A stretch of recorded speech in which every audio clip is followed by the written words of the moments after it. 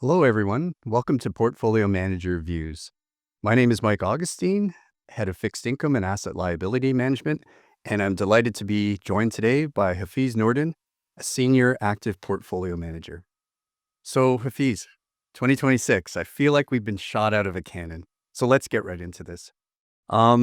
So maybe to set the stage, Davos, all the world leaders in a room, Prime Minister Mark Carney steps up and makes a speech. So I jotted down a couple things he said.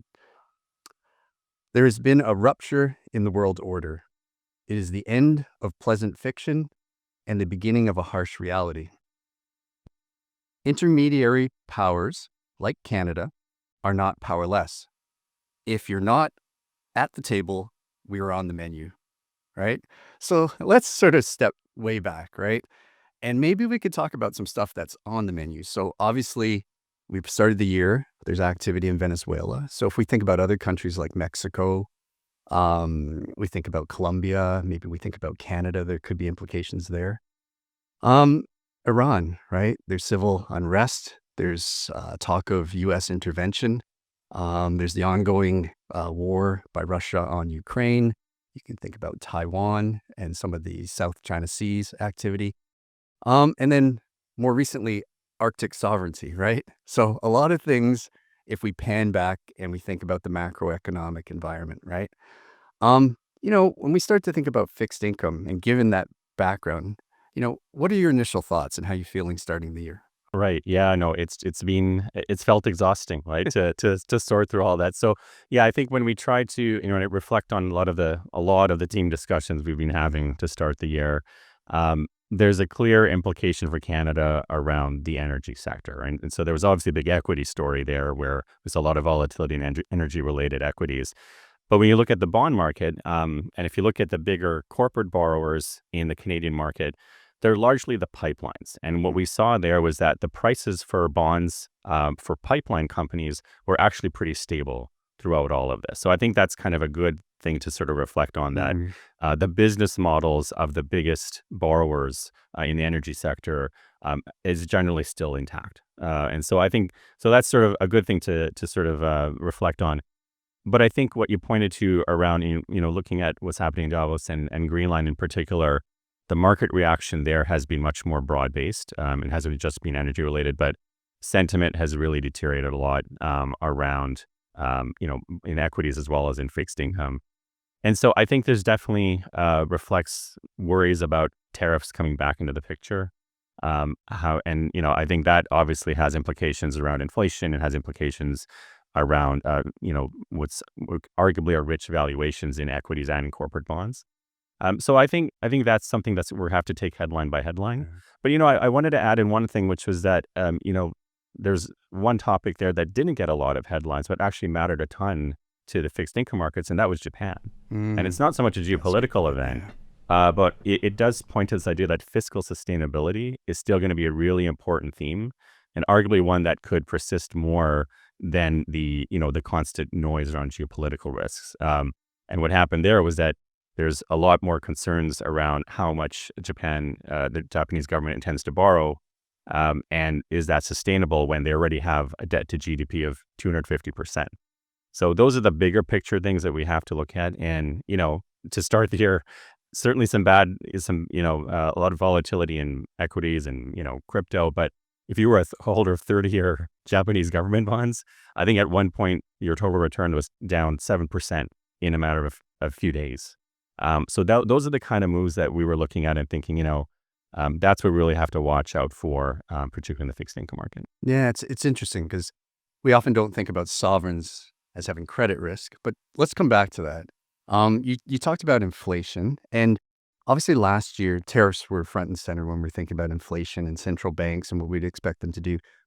There's a lot of other factors, obviously, that we've talked about on the desk. We've got aging demographics, so we've got a lot of people leaving the workforce. We've had shift in immigration policies in many countries, and that's sort of diminishing entrance to the workforce.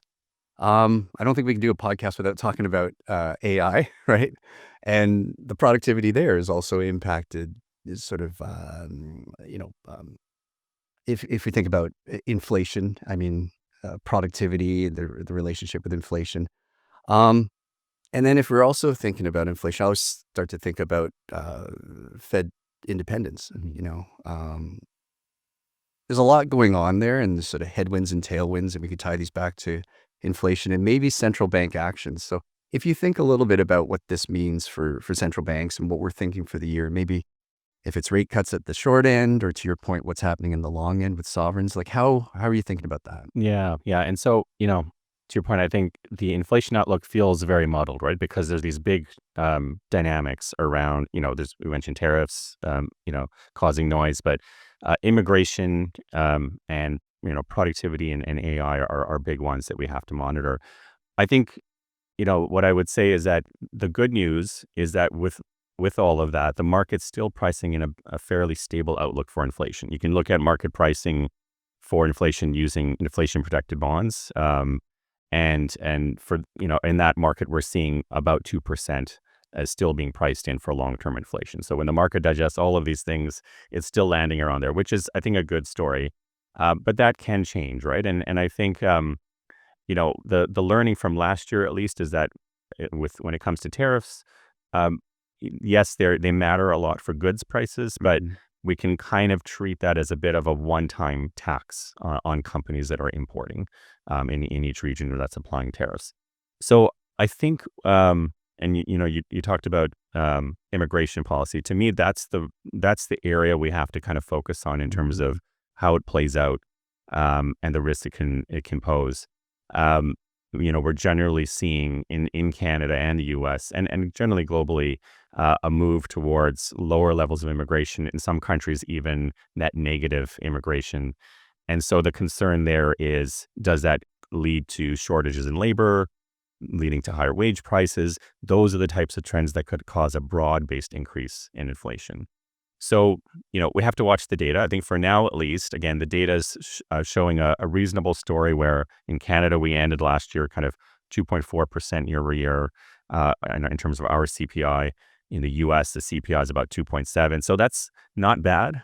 It's above the target for central banks, but it's close enough that it's allowing central banks to be a little bit more, staying around their neutral stance for central bank policy rates. And so I think that's being supportive for the economy, supportive for equities, and by extension, supportive for credit spreads. We've seen credit spreads come in a lot.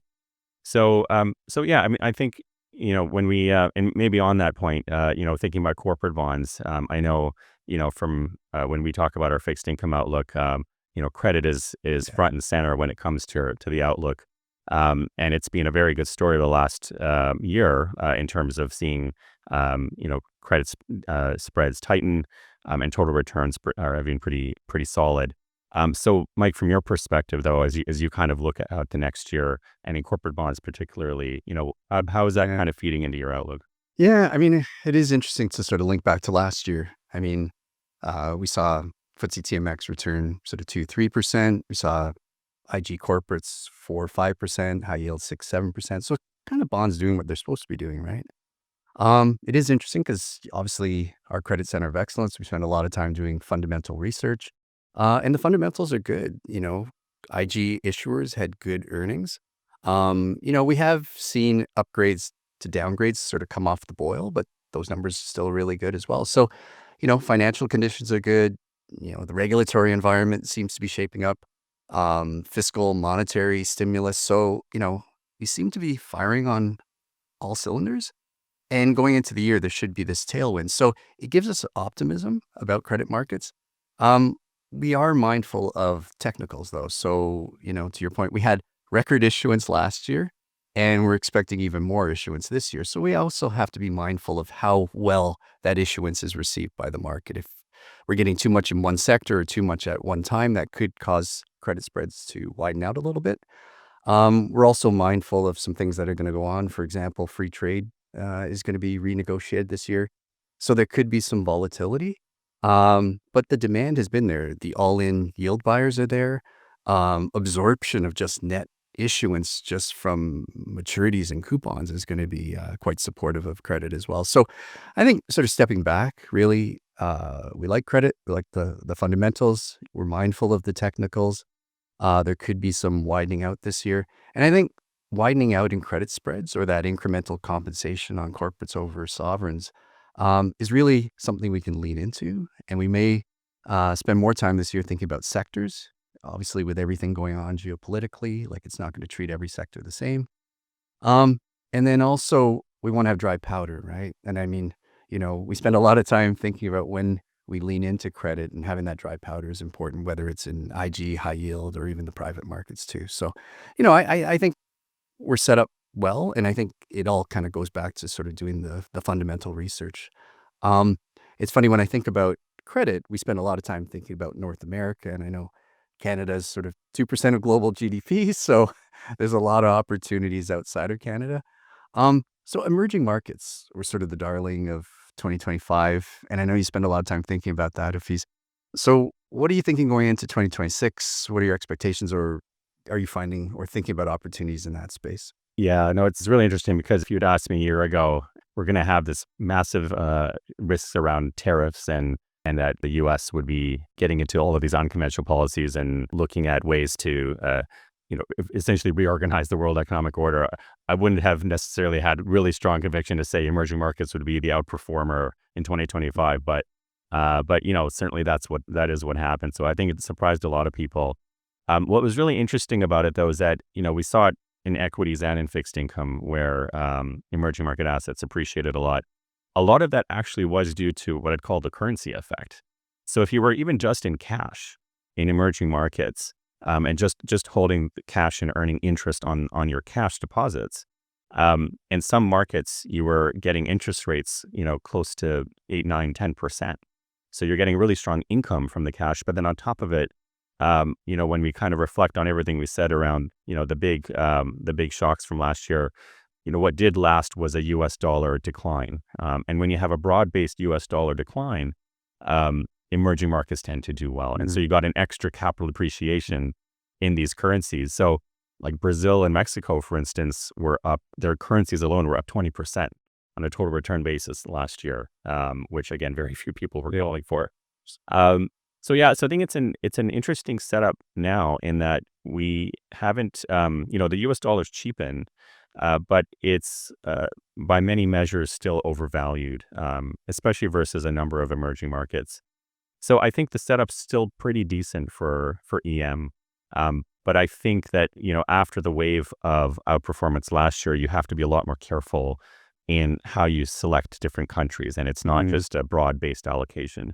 And I think the way I think about it is that there's sort of a bucket of what I'd call low-yielding emerging markets, where their local bond yields are maybe 3 to 5%, which isn't really that attractive versus developed market government bonds, and certainly developed market corporate bonds, where you're getting that extra 100 basis points of spread over government. So I kind of would still prefer to be in corporate, domestic corporate bonds over those low yielders. But there's that sort of sector of high yielding emerging markets. Again, a number of LATAM countries, South Africa is another good example. So these are the types of markets where, again, it's not necessarily just buy and hold forever. You have to watch the political risks and you need the research behind it.